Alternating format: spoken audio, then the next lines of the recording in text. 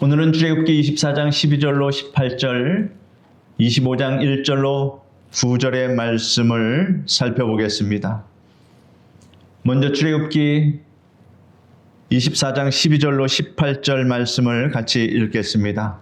여호와께서 모세에게 이르시되 너는 산에 올라 내게로 와서 거기 있으라. 내가 그들을 가르치도록 내가 율법과 계명을 친히 기록한 돌판을 내게 주리라. 모세가 그의 부하 여호수아와 함께 일어나 모세가 하나님의 산으로 올라가며 장로들에게 이르되 너희는 여기서 우리가 너희에게로 돌아오기까지 기다리라. 아론과 훌이 너희와 함께 하리니 무릇 일이 있는 자는 그들에게로 나아갈지니라 하고 모세가 산에 오르매 구름이 산을 가리며 여호와의 영광이 시내산 위에 머무르고 구름이 엿새 동안 산을 가리더니 일곱째 날에 여호와께서 구름 가운데서 모세를 부르시니라. 산 위에 여호와의 영광이 이스라엘 자손의 눈에 맹렬한 불같이 보였고 모세는 구름 속으로 들어가서 산 위에 올랐으며 모세가 40일 40야를 산에 있으니라. 오늘 본문은 이스라엘의 영적 역사에서 가장 중요한 장면 중에 하나를 보여주고 있습니다. 하나님께서 모세를 부르시고 그에게 율법의 돌판과 성막의 모든 계시를 주시는 자리입니다. 특별히 25장 8절에서 하나님은 이렇게 말씀하십니다. 내가 그들 중에 거할 성소를 그들이 나를 위하여 짓되. 이 말씀은 은혜의 절정을 이루는 말씀입니다. 전능하신 하나님이 이제 인간 가운데 거하고 싶다 이렇게 하시는 말씀입니다. 하나님이 거처를 두실 생각을 먼저 하셨습니다. 이것은 인간이 하나님을 초대한 게 아니라 하나님께서 먼저 우리에게 너희 가운데 살고 싶다 하고 내려오신 것입니다. 오늘 이 말씀이 우리 금요예배 성도들의 삶 가운데도 깊은 위로가 되기를 축원합니다. 하나님은 멀리 계시는 분이 아니십니다. 하나님은 우리 가운데 거하시기를 기뻐하십니다. 그러므로 우리의 마음의 문을 열고 언제나 하나님을 모셔드리면 하나님은 우리 안에 내주하고 계시는데 하나님을 우리 안에 내주하게 하는 가장 좋은 방법, 유일한 방법은 무엇이겠습니까? 하나님 내 마음속에 들어와 주십시오. 이렇게 기도하지만 여러분, 하나님을 내 마음속에 들어오게 해달라고 기도하면서 그것으로 끝나면 안 됩니다. 하나님은 뭐라고 그랬어요? 말씀이라고 그랬습니다. 말씀을 여러분 심령 안에 가지고 들어와야 됩니다. 그래서 성경을 펼치고 하나님을 모시고 싶으면 성경을 펼치고 하나님께서 오늘 내게 주시는 말씀이 무엇인가를 그 말씀을 내가 가지고 들어와야 하나님이 들어오시는 겁니다. 하나님 들어와 주십시오 한다고 하나님이 들어오시는 게 아니라 말씀을 가지고 들어와야 하나님이 들어오시는 겁니다. 12절에 여호와께서 모세에게 이르시되 너는 산에 올라 내게로 와서 거기 있으라. 내가 그들을 가르치도록 내가 율법과 계명을 친히 기록한 돌판을 내게 주리라 하셨습니다. 하나님께서는 모세에게 두 가지를 명하십니다. 너는 산에 올라오라. 내게로 와서 거기 있으라. 여기 거기 있으라는 단순한 자리만 지키라는 말이 아닙니다. 머물러 기다려라. 내 음성을 들을 준비를 하라는 뜻입니다. 모세가 시내산에서 보낸 시간은 40일 40주야였습니다. 그 시간 동안 모세가 과연 무엇을 했겠습니까? 금식하며 기도하고 그동안 하나님이 주신 말씀들을 묵상했습니다. 그리고 하나님이 주신 말씀을 또한 들었습니다. 그보다 중요한 것은 하나님의 부르심에 순종하며 그 자리에 계속 머물렀다라고 하는 이 사실입니다. 단순한 것 같지만 이것이 참으로 쉽지 않고 어려운 일입니다.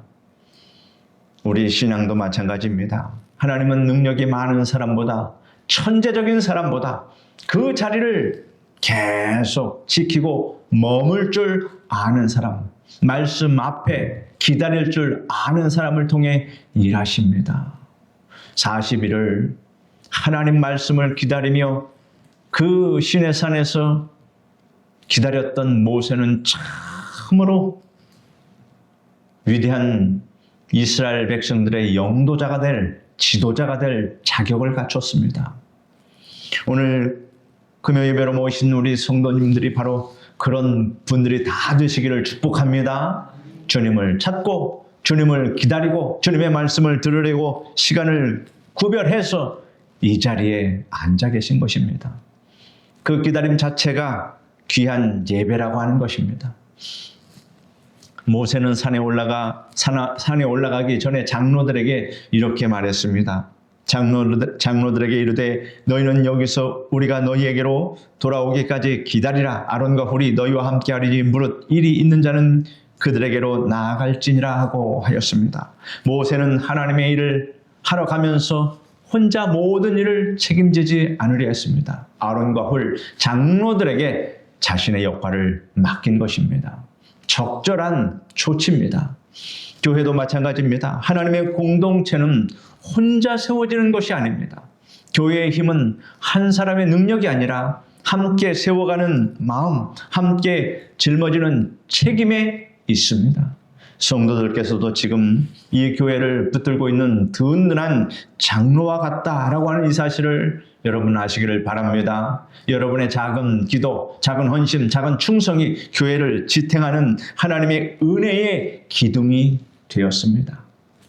모세가 산에 오르자 구름이 산을 덮었습니다. 그리고 16절에 이렇게 기록합니다. 여호와의 영광이 시내산 위에 머무르고 구름이 엿새 동안 산을 가리더니 일곱째 날에 여호와께서 구름 가운데서 모세를 부르시니라. 여기 머무르다는 동사는 훗날 성막이라는 단어의 뿌리가 됩니다. 성막은 히브리어로 미시칸입니다. 미시칸은 거하다, 머물다라는 동사에서 나온 명사로 하나님이 머무시는 장소, 임재가 거하는 장막이라는 뜻입니다. 즉 미시칸은 하나님의 임재가 머무르는 성막입니다. 이스라엘 백성의 눈에는 산 위에 영광이 맹렬한 불처럼 보였습니다. 그만큼 거룩하고 두려운 임재였습니다. 하지만 하나님은 그 거룩한 불 가운데 머무르시며 내가 너희와 함께 하겠다 이렇게 선언하셨습니다. 사랑하는 성도 여러분, 우리 눈에는 때때로 하나님의 일하심이 두렵게 보일 때가 있습니다. 인생의 위기, 질병, 가족 문제, 경제적 어려움 그 속에서도 하나님은 멀리 떠나 계신 것이 아니라 그 자리에 언제나 나를 위해 일하고 계시는 분임을 여러분 아시기를 바랍니다. 그 하나님께 우리의 소원을 말하고 하나님 나와 함께 해주시고 나의 모든 문제를 해결해 주시고 나의 연약한 질병을 하나님께서 고쳐주십시오. 우리 가족 가운데도 참으로 힘든 질병으로 고생하고 있는데 하나님 도와주셔서 저를 불쌍히 여겨주셔서 저를 고쳐주십시오. 이렇게 우리 안에 계신 하나님, 나와 함께 하신 하나님께 바로 구할 수 있다라고 하는 것입니다. 그러므로 여러분은 하나님이 나와 함께 하시고 도와주십니다 라는 이 믿음의 표현을 여러분의 입술로 날마다 선포하시기를 바랍니다. 내가 말한 대로 하나님께서 들으시고 그것으로 응답하여 주신다라고 하는 이 사실을 우리는 명심해야 할 것입니다. 출애굽기 25장 1절로 9절의 말씀을 같이 읽겠습니다. 여호와께서 모세에게 말씀하여 이르시되 이스라엘 자손에게 명령하여 내게 예물을 가져오라 하고 기쁜 마음으로 내는 자가 내게 바치는 모든 것을 너희는 받을지니라. 너희가 그들에게서 받은 예물은 이러하니 금과 은과 놋과 청색, 자색, 홍색 실과 가는 배 실과 염소 털과 붉은 물들인 순양의 가죽과 해달의 가죽과 조각목과 등유와 관유에 드리는 향료와 분향할 향을 만들 향품과 호마노며 에봇과 흉패에 물릴 보석이니라. 내가 그들 중에 거할 성소를 그들이 나를 위하여 짓되 무릇 내가 내게 보이는 모양대로 장막을 짓고 기구들도 그 모양을 따라 지을지니라. 25장으로 넘어오면서 하나님은 모세에게 말씀합니다. 2절에 보면 이스라엘 자손에게 명령하여 내게 예물을 가져오라 하고 기쁜 마음으로 내는 자가 내게 바치는 모든 것을 너희는 받을지니라 하셨습니다.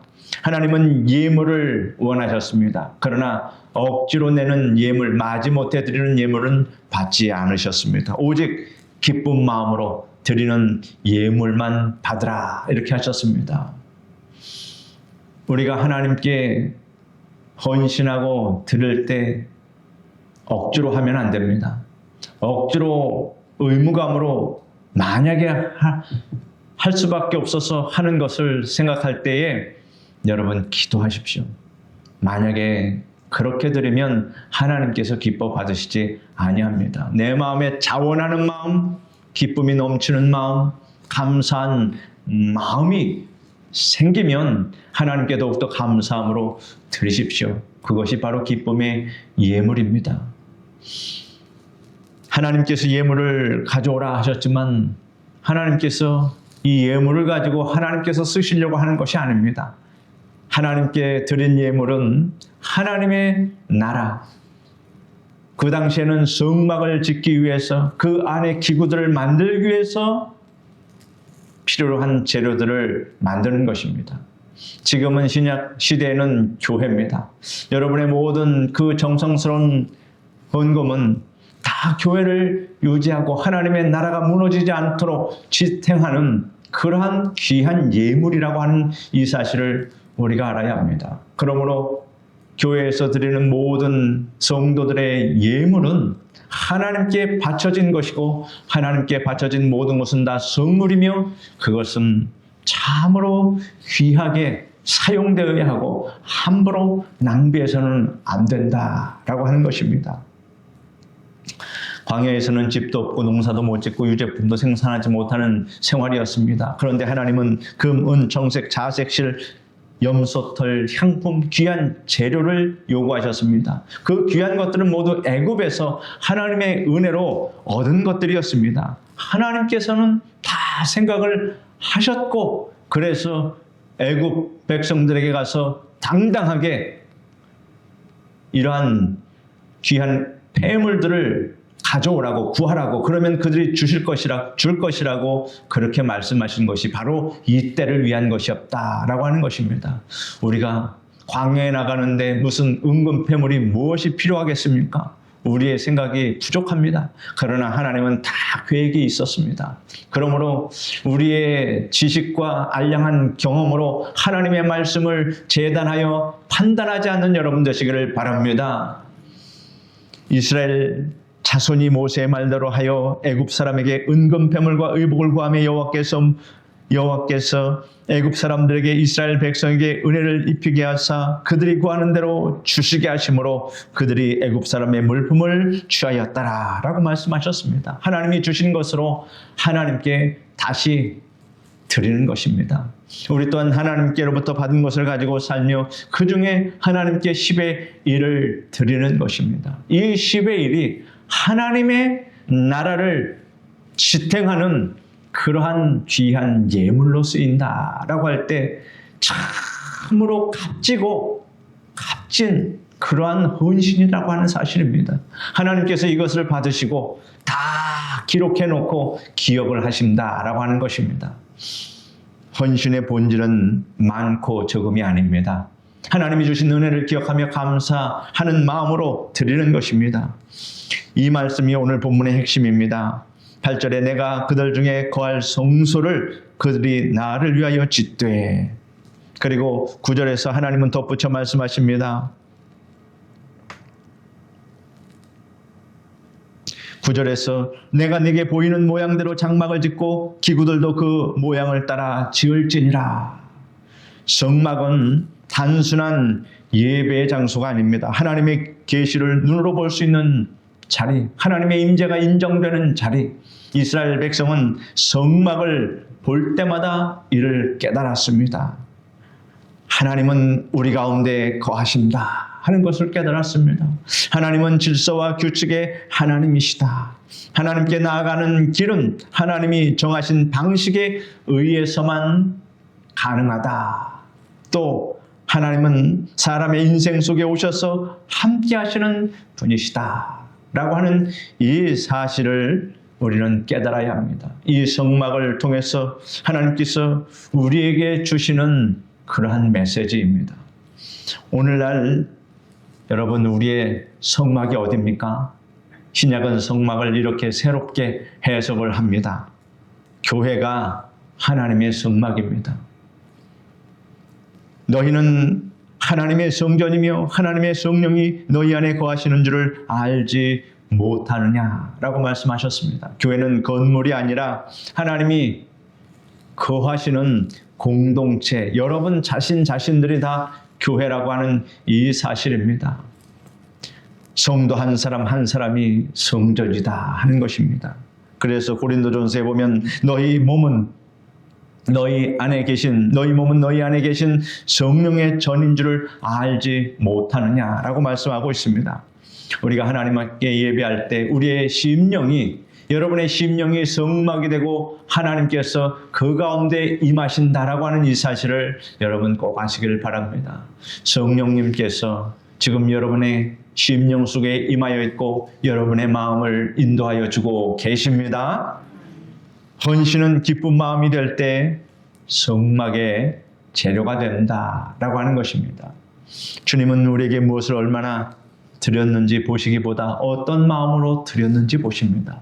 드리는 그 동기가 참으로 중요하고 하나님은 그 동기를 먼저 보신다 그러네요. 예물의 많고 적음이 아니라 무슨 마음으로 하나님께 헌신하고 드렸느냐, 이 마음을 보신다고 생각할 때에 우리가 예물을 그냥 습관적으로 하나님께 드리는 게 아니라 예물을 준비할 때 하나님 제게 주신 이 은혜를 따라서 기쁜 마음으로 감사한 마음으로 이 예물을 준비합니다. 먼저 이렇게 기도하시고 예물을 준비하시면 거룩한 성물이 된다 하는 것입니다. 금요 예배 나와 드리는 예배, 삶에서 드리는 섬김과 기도, 작은 헌신 하나하나가 하나님께서 받으시는 성막의 재료가 됩니다. 한 목회자가 시골 교회를 섬기고 있었습니다. 어느 날 한 연세 많은 성도님이 눈물을 흘리며 이렇게 말합니다. 목사님, 저는 가진 것이 없어 헌금도 넉넉히 못 드립니다. 제 마음이 늘 무겁습니다. 목사님이 말씀하셨습니다. 성도님, 하나님은 성도님의 주머니보다 진실한 마음의 주머니를 먼저 보십니다. 그리고 이어서 말씀하시기를 성도님 기쁜 마음으로 드리는 작은 기도 하나, 하루를 주님께 맡기는 작은 믿음 하나가 하나님의 성막을 짓는 귀한 재료가 됩니다. 이렇게 말했습니다. 그 성도님은 그날 이후 자신의 작은 헌신을 소중하게 여기며 기쁨으로 예배를 드리기 시작했습니다. 성막의 정신은 바로 거기에 있습니다. 많고 적음을 계산해서 드리는 것이 아니라 기쁜 마음으로 드리는 것, 그것이 하나님이 기뻐 받으시는 예물이 되는 것입니다. 오늘 본문을 한마디로 정리할 수 있습니다. 하나님이 인간 가운데 거하시기 위해 모세를 부르시고 성막을 세우셨다. 그리고 오늘 하나님은 같은 음성으로 우리에게 말씀하십니다. 내가 너희 가운데 거하고 싶다. 네 마음의 성막을 다시 세워라.